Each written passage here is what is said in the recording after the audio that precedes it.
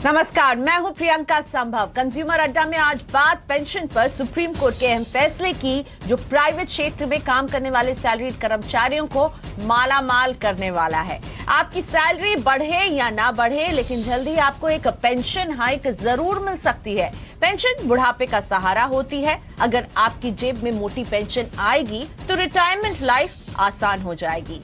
Supreme court के ताजे फैसले ने अब इसका रास्ता साफ कर दिया है, लेकिन ये सब कुछ निर्भर करेगा कि रिटायर होते वक्त आपकी सैलरी कितनी है, आज आपका कितना पैसा पीएफ के लिए कटता है और सैलरी का कैलकुलेशन कैसे हो रहा है। तो ये तमाम सवाल हैं जिनके जवाब जानने जरूरी होंगे, और ये जानने के लिए कि आपको इस फैसले का कितना फायदा होगा, आज कंज्यूमर अड्डा में हमारे एक्सपर्ट्स यही आपको बताएंगे। लेकिन उससे पहले एक नजर डाल लेते हैं कि आखिर क्या था पूरा मामला।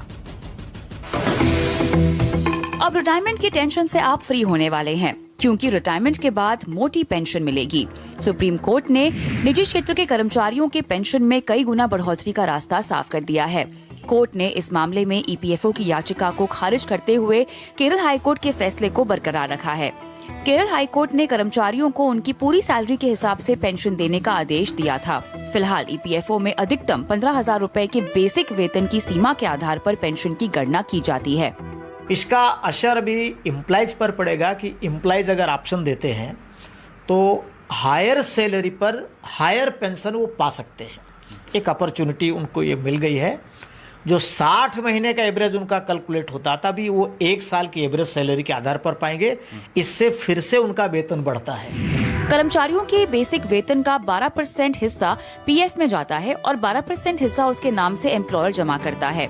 कंपनी की 12% हिस्सेदारी में 8.33% हिस्सा पेंशन फंड में जाता है और बाकी 3.66% पीएफ में जाता है। अब ये रास्ता साफ कर दिया गया है कि निजी कर्मचारियों के पेंशन की गणना पूरे वेतन के आधार पर होगी। इससे कर्मचारियों की पेंशन कई गुना बढ़ जाएगी। तो अगर पूरी सैलरी के हिसाब से पेंशन बनी तो कर्मचारियों का पेंशन कई गुना बढ़ जाएगा। इसमें नुकसान बस इतना है कि पेंशन तो बढ़ेगी, लेकिन पेंशन फंड की निधि कम हो जाएगी। तो पूरी सैलरी के आधार पर मिले पेंशन, केरला हाईकोर्ट की इस बात को सुप्रीम कोर्ट ने आज माना है, और इसी पर हम बात करने वाले हैं। इसमें आपको कैसे फायदा मिलेगा समझते हैं। मेरे साथ हैं all India trade union Congress के राष्ट्रीय सचिव विद्यासागर गिरी, साथ ही में आपके फाइनेंस से सरोकार रखने वाले हमारे 2 एक्सपर्ट्स जुड़ रहे हैं। टैक्स का भी आपका ख्याल रखते हैं हम, और हमारे टैक्स गुरु शरद कोहली इस पर बात करेंगे। साथ ही में आनंद राठी वेल्थ मैनेजमेंट के डेप्यूटी सीईओ फिरोज अजीज से होगी बात। लेकिन सबसे पहले मिस्टर गिरी, मैं आपके पास आना चाहूंगी। इस फैसले को आप कैसे देख रहे हैं? बड़ी जीत है निजी क्षेत्र में, जो लोग काम करते हैं उनके लिए भी अब पेंशन जो है वो बढ़ने वाली है, क्योंकि इसमें एग्जेम्प्टेड ट्रस्टीज को भी अब लाया गया है। ये बड़ी जीत के तौर पर आप देखेंगे मिस्टर गिरी इसे? सबसे पहली बात है कि यह बहुत बड़ी जीत है। इसके लिए हम उन संघर्षशील मजदूरों को मुबारकबाद और धन्यवाद देना चाहते हैं, जो लगातार 2016 से लड़ाई में है, 17 से लड़ाई में है इन मुद्दों पर, कि भारत सरकार और ईपीएफओ डिस्क्रिमिनेशन, विभेद की कार्रवाई कर रही थी।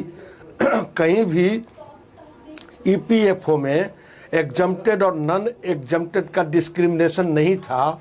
और जब पेंशन का फैसला सुप्रीम कोर्ट का आया 16 में, बढ़े हुए वेतन पर पेंशन कंट्रीब्यूशन और उसका पेंशन कैलकुलेशन का, तब इस सरकार ने पहले तो कह दिया कि ठीक है मिलेगा, और 1 सप्ताह बाद ही सरकार के इंटरवेंशन से उस पर रोक लगा दी गई एग्जेम्प्टेड के नाम पर, जो मजदूरों पर के अधिकार पर हमला था। इसलिए हम कंग्रेचुलेट करते हैं मजदूरों को, और इस बात के साथ कंग्रेचुलेट करते हैं कि आज़ादी के बाद लगातार संघर्षों के बाद जो 95 में पेंशन का कानून हमारे पक्ष में बना था, उसमें इम्प्रूवमेंट की बातें थी, जो इम्प्रूवमेंट हुआ भी।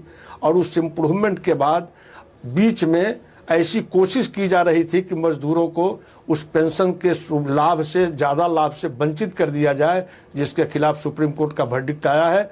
और मद्रास हाई कोर्ट ने ठीक ही कहा है कि पेंशन कोई दया नहीं है, बल्कि यह मजदूरों का मौलिक राइट है। इसलिए यह मौलिक अधिकार की जीत है। इसके लिए मजदूरों को कंग्रेचुलेट करते हैं, यह हमारा कहना है। बिल्कुल।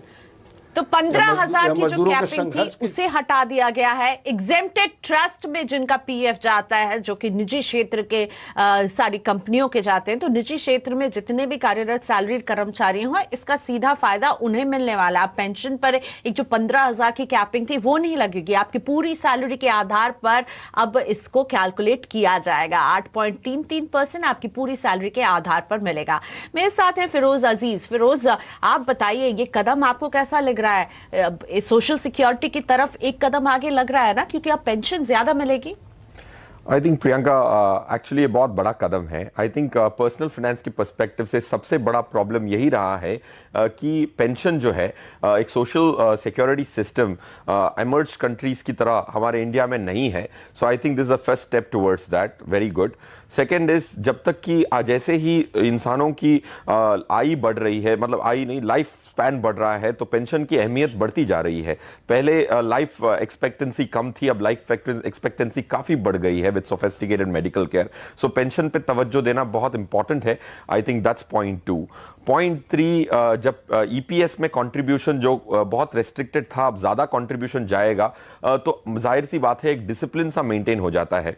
अनलाइक पीएफ में जो कंट्रीब्यूशन जाता है उसमें 8%, 8.5% चेंज होता रहता है इंटरेस्ट, उसमें सिर्फ इंटरेस्ट मिलता है। So third point is EPS जो कंट्रीब्यूशन है वो एक सर्टेनिटी लाता है पेंशन पे। I think that's amazing.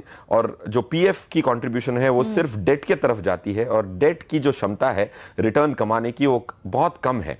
So EPS contribution is better than PF contribution, जो इसमें ऑटोमेटिकली होगा। पीएफ की कंट्रीब्यूशन घट जाएगी, ईपीएस की बढ़ जाएगी। तो ये 3 बहुत इंपॉर्टेंट पहलू हैं जिसको सेलिब्रेट करना इंपॉर्टेंट है। आपके इसी पॉइंट पर मेरा दूसरा सवाल भी है। आप ही ने कह दिया कि ईपीएस में अब रकम जो है वो बढ़ जाएगी, ठीक है, क्योंकि अब पूरी सैलरी के आधार पर आपका जो है वो पेंशन कंट्रीब्यूशन जो है वो निकाला जाएगा, और पीएफ का फंड कम हो जाएगा। तो क्या इसे लेकर चिंता होनी चाहिए, या आप इस कदम को कैसे देखते हैं? आप फिनेंसेस के लिहाज से आप इसे कैसे देखते हैं? क्योंकि मुझे लगता है मेरा जो कॉर्पस है वो तो कम हो रहा है, हाँ पेंशन बढ़ रहा है, पर क्या ये ऑफसेट हो रहा है आपस में? मेरे हिसाब से बहुत अच्छी बात है, क्योंकि इंडिया में फिक्स डिपॉजिट्स और रिस्क कम लेने की बड़ी चाह होती है। इंसान अपने पैसे आरडी और एफडी में ही रखता है, और डेट की जो प्रॉब्लम है कि वो कभी आपको ग्रोथ और महंगाई को मात नहीं दे सकती। और पीएफ भी वैसा ही एक जरिया है जिसमें रिस्क कम होती है, रिटर्न कम होती है, और लॉन्ग टर्म में इक्विटीज की तरफ झुकाव ऑटोमेटिकली नहीं होता है। सो ईपीएस एक सर्टेनिटी लाएगा। तो मैं तो ये कहूँगा कि इंडियंस के जो पैसे हैं वो डिपॉजिटों में फंसे पड़े हैं, और उसमें जो रिटर्न नहीं आई है, 20 सालों से इतना नुकसान हुआ है ग्रोथ कैपिटल का। सो आई थिंक मानता हूँ मैं प्रियंका, कंट्रीब्यूशन पीएफ की तरफ कम होगा, बट खुशी की बात यह है कि पीएफ एक डेट इंस्ट्रूमेंट है। रिटायरमेंट के लिए ग्लोबली डेट का प्रयोग नहीं होता है, इक्विटी का प्रयोग होता है, और इंडियंस इक्विटी का प्रयोग कम करते हैं। बहुत कम ही निवेशक हैं जो इक्विटी के प्रयोग करके इंडिया की ग्रोथ स्टोरी में पार्टिसिपेट करते हैं। So it doesn't hurt me to have a smaller contribution towards PF which is a debt instrument. Priyanka, great. तो फिरोज कह रहे हैं, एकदम थम्स अप दे रहे हैं कि सुप्रीम कोर्ट का ये फैसला सही है। गिरी जी ने एक लंबी लड़ाई लड़ी अपने एसोसिएशन के साथ, उन्हें भी ये फैसला अच्छा लग रहा है। अब बात करते हैं शरद कोहली से। शरद, अब जो है ईपीएस में आपका पूरी सैलरी के आधार पर ईपीएस पे कंट्रीब्यूशन डिसाइड होगा, ना कि उस पर कोई कैप रहेगी। इस फैसले को आप कैसे देखते हैं?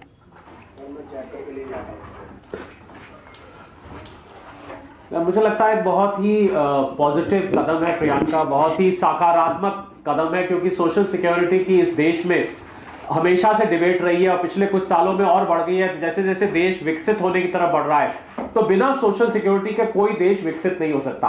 अब हम अगर प्रियंका इसकी कैलकुलेशन की बारीकी में जाएं कि ये, क्योंकि आम जो एम्प्लॉई है वो ये समझना चाहता है कि आखिर अब चेंज क्या होगा, क्योंकि होता क्या है कि आपका तो 12% हर महीने आप कटता है, उधर एम्प्लॉयर भी आपको 12% देता है।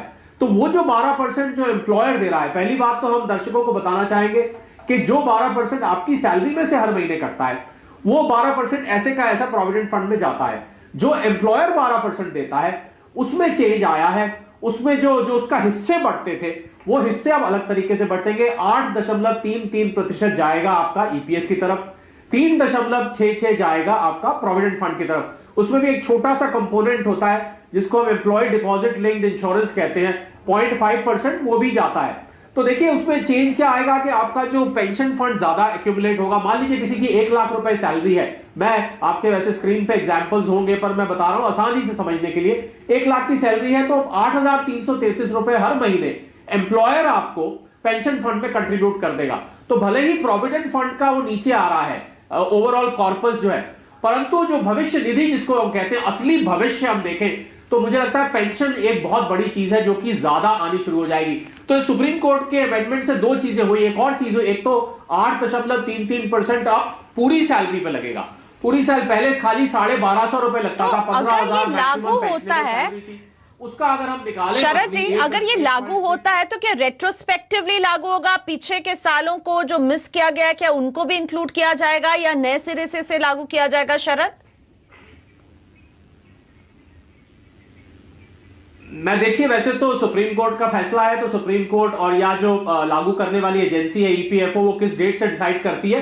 कोई बड़ी बात नहीं है प्रियंका अगर ये थोड़ा सा रेट्रोस्पेक्ट में भी लागू किया जाता है, क्योंकि केरला हाई कोर्ट का जो जजमेंट था वो बहुत पहले का आया हुआ है, सुप्रीम कोर्ट का जजमेंट अभी मंडे को आया है, तो इस लिहाज से मुझे लगता है कि ये हो सकता है रेट्रोस्पेक्टिव हो। दूसरा एक और वजह से जिससे कि कंट्रीब्यूशन बढ़ेगा वो वजह है कि अब एवरेज सैलरी जिस बेसिस पे कैलकुलेट किया जाता था वो पिछले 5 साल की एवरेज सैलरी पे होता था। तो लाजमी बात है जिस एम्प्लॉय की पिछले 5 साल की सैलरी धीरे धीरे बढ़ रही होती होगी, अब इसको पिछले 1 साल की सैलरी पे लागू किया जाएगा। इसका मतलब है आपकी लेटेस्ट सैलरी जो कि माना जाता है कि सबसे ज्यादा है, उम्मीद कभी होती है कि सैलरी घट रही हो, सैलरी हमेशा बढ़ती है, तो लास्ट 1 ईयर की सैलरी ज्यादा होगी, तो एक उस वजह से बढ़ जाएगा, एक कैपिंग हटाने की वजह से बढ़ जाएगा। मुझे लगता है 2 वजह से रिटायरमेंट के जो साल हैं, जो बुढ़ापे के साल हैं, जिन सालों में आप चाहते हैं कि आपके पास फिक्स्ड पैसा आता रहे और आप आराम से बैठ के अपना काम करें, मुझे लगता है उस समय बैठ के वो लोग इसको याद करेंगे कि ये फैसला आया था तो हमें आज इसका फायदा मिल रहा है। और इस फैसले से बदलाव क्या होगा? हमने भी एक कैलकुलेशन किया, अभी शरद भी इस कैलकुलेशन का जिक्र कर रहे थे, तो इसमें आपको ये रखना है कि आपने नौकरी के कितने साल बिताए। तो अगर आपने 33 साल नौकरी में बिताए और आपकी आखिरी सैलरी 50,000 थी, पुराने फॉर्मूले के मुताबिक आपका जो बनता पेंशन वो बनता 5,180, लेकिन नया फॉर्मूला लागू होने पर अब ये हो जाएगा 25,000 रुपए, और 25,000 अच्छी खासी रकम होती है। लेकिन इस रकम को देने में अब चुनौतियां क्या हो सकती हैं? ईपीएफओ के ट्रस्टी ब्रिजेश उपाध्याय की बात सुनते हैं। लगभग 1200 करोड़ रुपए की सब्सिडी भारत सरकार देती है मिनिमम 1,000 पेंशन देने के लिए। तो पेंशन का पे आउट अगर बढ़ता है तो डेफिसिट बढ़ेगा। अभी सरकार इसकी भरपाई कर रही, सरकार को फर्दर भरपाई करना पड़ेगा। तो गवर्नमेंट ने इसके लिए इनिशिएटिव लेना है और सफिशिएंट बजटरी एलोकेशन आए, नहीं तो ट्रेड यूनियन के नाते मैं जो देख रहा हूँ, जो फ्यूचर के पेंशनर हैं उनका स्टेक दांव पर लग गया। As of now there is sufficient money. Vidyasagar Giri ji, क्या आपको लगता है जो फ्यूचर में जो लोग जुड़ेंगे उनके लिए पैसा जुटाना, ये जो पेंशन का पे आउट बढ़ेगा, वो एक चुनौती अब रहेगी? गिरी जी, सबसे पहली बात तो यह कि अभी ब्रजेश जी ने ठीक ही कहा, जो पेंशन है यह पेंशन दया नहीं है बल्कि हमारा मौलिक राइट है। चूँकि मशीन जो कारखाने में लगाए जाते हैं, कॉस्ट लगता है, उसका डिप्रिसिएशन जमा किया जाता है उसके रिनोवेशन के लिए, लेकिन ह्यूमन का जो डिप्रिसिएशन होता है पूरे काम के दौरान, उस डिप्रिसिएशन को तो सरकार को भरपाई करना चाहिए। इसलिए सरकार को सोशल सिक्योरिटी के मद में जो कंट्रीब्यूशन है उसको बढ़ाना चाहिए और वह देना चाहिए। अभी तक हमारे ही कंट्रीब्यूशन से हमको पेंशन मिलेगा, इसके लिए स्कीम आया, उस स्कीम में भी बंटवारी की जा रही थी, जिसके खिलाफ संघर्ष के बाद में यह सुप्रीम कोर्ट का फैसला आया है। यह अच्छी बातें हैं। इसलिए मेरा स्पष्ट कहना है कि जो फ्यूचर के कर्मचारी होंगे, पेंशनर होंगे, उनका घट जाएगा। इस तरह के जो स्थिति करने की बातें की जा रही है यह सही नहीं है, बल्कि कॉर्पस मनी जो हमारे ही पैसा को कहते हैं कि अभी लोग ले लेगा, लेकिन जमा भी तो होते रहेगा और सरकार को भी इसमें डिपॉजिट करना चाहिए, जमा करना चाहिए। यह लड़ाई भी जारी होगी। और जो सोशल प्रोटेक्शन फ्लोर है, सरकार का खर्चा, शरद कोहली जी मैं आपसे समझना चाहूंगी, क्या सरकार को इसके लिए अब एडिशनल जो है वो कहीं ना कहीं पैसों का जुगाड़ करना पड़ सकता है? इसके लिए क्या एडिशनल हम देखेंगे या पीएफ अमेंडमेंट में हम बदलाव, पीएफ एक्ट में हम अमेंडमेंट होते हुए देखेंगे? प्रियंका जी, जब लाखों करोड़ हजारों करोड़ रुपया टैक्स सब्सिडी के रूप में कॉर्पोरेट को दिए जाते हैं, विभिन्न तरह के अनुदान दिए जाते हैं स्टार्टअप के नाम पर, विभिन्न नामों पर, और वर्कर का बिल्कुल गिरी जी, मैं आपकी बात बिल्कुल सहमत हूँ। यही सवाल पूछ रही शरद कोहली जी से कि क्या अब इसकी भरपाई करने के लिए सरकार को एडिशनल पैसे यहाँ पर देने पड़ सकते हैं? शरद कोहली जी। और यह मार्केट में ठीक, जी हाँ बिल्कुल, देखिए एडिशनल पैसे इसके देने पड़ सकते हैं, थोड़ा बहुत फर्क पड़ सकता है, परंतु इसमें देखने वाली बात यह है कि जहां फंड्स को डिप्लॉय किया जाता है, जहां पर ये फंड्स इन्वेस्ट किए जाते हैं, अगर सरकार अपनी नीति चेंज करती है, ईपीएफओ अपनी इन्वेस्टमेंट की नीति चेंज करके थोड़ा सा एग्रेसिव, अगर प्रियंका जो एसेट मैनेजमेंट कंपनीज हैं वो पैसे पर 12, 13, 15, 20% तक रिटर्न जनरेट कर सकती है, तो ईपीएफओ क्यों नहीं कर सकती है? ईपीएफओ उस पैसे को अगर प्रैग्मेटिकली लगाए, अगर अपनी नीति चेंज करके उसको एग्रेसिव इन्वेस्टमेंट करे, तो उस पर रिटर्न बहुत अच्छा आ सकता है। और अगर बजाय सरकार पे डिपेंड होने के, कि आप हर वक्त सरकार पे डिपेंडेंट है कि वो आपका जो है सब्सिडी के द्वारा भरपाई करें, आप उसको अपनी मर्जी से अच्छे तरीके से इन्वेस्ट करें, तो इसकी भरपाई बड़े आराम से करी जा सकती है। जो पैसा आता है अगर उसको प्रैग्मेटिकली इस्तेमाल किया जाए तो वो पैसे हो सकते हैं, फंड की एक्स्ट्रा जो जरूरत है वो भी पूरी हो सकती है। तो अब पेंशन की नो टेंशन, सुप्रीम कोर्ट के एक फैसले ने यह साफ कर दिया है कि प्राइवेट क्षेत्र में काम करने वाले सैलरीड कर्मचारियों को भी अब उनकी सैलरी के आधार पर जो है पेंशन का डिडक्शन होगा और वो पेंशन मिलेगा। लेकिन अड़चन क्या होगी इसे लागू करने के लिए? फैसला अच्छा है, बहुत लोग मालामाल हो जाएंगे, कहां 5,180 की आपको पेंशन मिलती, वो बढ़ के अब 25,000 पहुंच जाएगी। मेरे साथ हैं गिरी जी, आप लोगों ने इस लड़ाई को काफी लंबे समय तक लड़ा है और आज आप जीत की खुशी तो मना रहे हैं, लेकिन जब तक ये लागू नहीं होगा तब तक ये खुशी अधूरी है। इसको लागू करने में आपको अड़चन क्या दिख रही है? क्योंकि जब ईपीएफओ ट्रस्टी मेंबर की अभी हम बात सुन रहे थे, वो कहते हैं एडिशनल फंड्स की जरूरत पड़ेगी। सबसे पहली बात तो यह है कि इसके लागू, अभी इलेक्शन का दौर देश में चल रहा है, अभी जो वर्तमान हुकूमत है, जिसकी हुकूमत अभी चल रही है, फिर चुनाव के बाद में नई सरकार बनने वाली है, इनकी इच्छा ही नहीं थी इस पेंशन को लागू करने के लिए। इस संघर्षों के बाद में सुप्रीम कोर्ट का फैसला आया है, लेकिन कई ऐसे सुप्रीम कोर्ट के फैसले हैं, समान काम की समान मजदूरी आज तक सरकार ने लागू नहीं किया। इसलिए इसके लागू करने के लिए हम लोग सजग हैं, हम लोग लड़ाई लड़ेंगे और उम्मीद है कि जो बोर्ड ऑफ ट्रस्टी की अगली बैठक होगी, इसमें सुप्रीम कोर्ट के फैसले, जो सर्वोच्च न्यायालय का फैसला की रूलिंग है, इसको कार्यान्वयन करने की दिशा में हम लोग प्रेशर बनाएंगे और उम्मीद करते हैं कि सरकार इसको कार्यान्वित करने की दिशा में आगे बढ़ेगी, यह हमारी उम्मीद है। लेकिन सबसे बड़ी बात सरकार की सदिच्छा का है कि सरकार मजदूर वर्ग को कितनी प्राथमिकता देती है। एक बात और कहना जरूरी है कि यह पैसा जो पेंशन मद का पैसा है, आज पूरे देश के इकोनॉमी में मंदी का दौर है, इसलिए कि बाजार में खरीद क्षमता नहीं है। यह पैसा जब बाजार में जाएगा तो मार्केट को भी बूस्ट करेगा।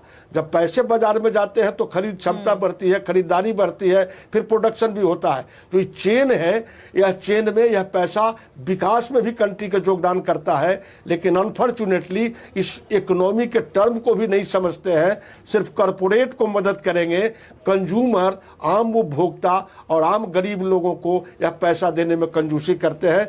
इसलिए इसमें अड़चने यही है कि सरकार की इच्छा का सवाल है, लेकिन मजदूर जिस तरह लड़ाई इच्छा शक्ति का सवाल है और सुप्रीम कोर्ट ने कह दिया है तो इसे लागू करना है। अब ईपीएफओ ट्रस्ट की बैठक में हम इस देखेंगे कि क्या होता है, लेकिन फिलहाल तो यही लग रहा है लागू हो रहा है। तो फिरोज अजीज, ये अच्छी बात है कि अगर हम देखेंगे पेंशन में हमारा कॉन्ट्रीब्यूशन अब जो है वो बढ़ जाएगा और पीएफ का फंड अगर कम भी हो रहा तो उसमें कोई चिंता की बात आपको नहीं लग रही है ना फिरोज? बिल्कुल नहीं लग रही है। पीएफ का जो कंट्रीब्यूशन है वो कंट्रीब्यूशन आप आराम से रिप्लेस कर सकते हैं डेट म्यूचुअल फंड के द्वारा। अगर आपको 8% की पोस्ट टैक्स रिटर्न कमानी हो तो डेट म्यूचुअल फंड में टैक्स की बेनिफिट मिलती है, इंडेक्सेशन मिलता है, लॉन्ग टर्म कैपिटल गेन मिलती है। तो ज्यादा से ज्यादा पीएफ का जो पैसा है आधा से 5% ज्यादा कमा के देता है डेट की तरफ। तो ईपीएस की जो रिप्लेसमेंट है वो पीएफ की तो रिप्लेसमेंट बहुत आसानी से हो जाती है, ईपीएस की रिप्लेसमेंट जो पेंशन की रिप्लेसमेंट है वो करना बड़ा कठिन है। इंश्योरेंस पॉलिसीज, इंश्योरेंस प्लेटफॉर्म्स पे पेंशन स्कीम्स मिलती हैं, उनकी अट्रैक्टिवनेस इतनी अच्छी नहीं होती है। सो आई थिंक इसकी कोई चिंता की बात नहीं है। रहा सवाल ये लागू करने का, मेरे हिसाब से इंडिया एक ऐसी कंट्री है जहां यंगस्टर्स हैं। इंडियन डेमोग्राफिक्स जो है वो जापान फॉर एग्जांपल से बड़ी अलग है। हमारी जो देश की ये है आवाम है, जो पॉपुलेशन है वो काफी यंग है। सो आई थिंक बहुत जल्दी ये लागू हो सकता है क्योंकि you don't have a very aging population unlike other emerged countries Europe और so I think दोनों तरफा ये होने की संभावना है। मुझे एक चिंता और यहाँ पर परेशान कर रही है। फिरोज ने कह दिया कि पीएफ फंड अगर कम भी होता है तो कोई चिंता की बात नहीं, क्योंकि आपका पेंशन पर जो कंट्रीब्यूशन बढ़ेगा ये बहुत एक अच्छी तरफ कदम उठ रहा है। लेकिन मुझे ये चिंता हो रही है कि पेंशन में अगर सरकार का पे आउट बढ़ता है तो जो दिल खोलकर पीएफ पे इंटरेस्ट हमें मिलता है, क्या वो घटते हुए हम देख सकते हैं क्या?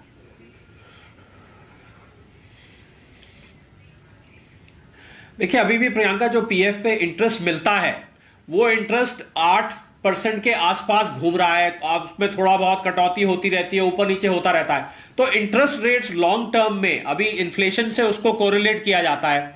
इन्फ्लेशन जो इस समय करीब 2.5% के आसपास है, तो अगर हम इन्फ्लेशन से कोरिलेट करते हैं और आरबीआई की अगली पॉलिसी भी आने वाली है जिसमें इंटरेस्ट रेट 25 बेसिस पॉइंट के कट की फिर से उम्मीद की जा रही है, तो अगर देखिए आप प्रोविडेंट फंड के इंटरेस्ट को भी उससे अलाइन किया जाता है तो थोड़ा बहुत मैं मानता हूं कि ऊपर नीचे हो सकता है, पर फिर भी पेंशन का प्रियंका कोई मुकाबला नहीं है। ये जो ईपीएस है, हम इसका अगर कंपटीशन देखें, मैं कंपटीशन शब्द इस्तेमाल कर रहा हूं, तो एक अटल पेंशन योजना है या हम एनपीएस स्कीम जो पता होगा टैक्स सेवर्स के लिए निकाली हुई है। तो ये पेंशन का हमारे देश में कोई एक प्रावधान ऐसा नहीं है, कोई स्टैंडर्ड अक्रॉस द कंट्री जो पूरा एक पेंशन प्लान चले। एनपीएस में जो लोग अपने करते हैं उन लोगों को फायदा मिलता है, अटल पेंशन योजना भी जो लोग करते हैं उनको फायदा मिलता है, पर अक्रॉस द बोर्ड जितने भी लोग नौकरी पेशा वाले हैं उन सब के लिए ईपीएस के अलावा और कोई जरिया नहीं है। तो मैं समझता हूं अगर थोड़ा बहुत इंटरेस्ट रेट कट भी होता है तब भी ये स्कीम बहुत फायदे की रहने वाली है।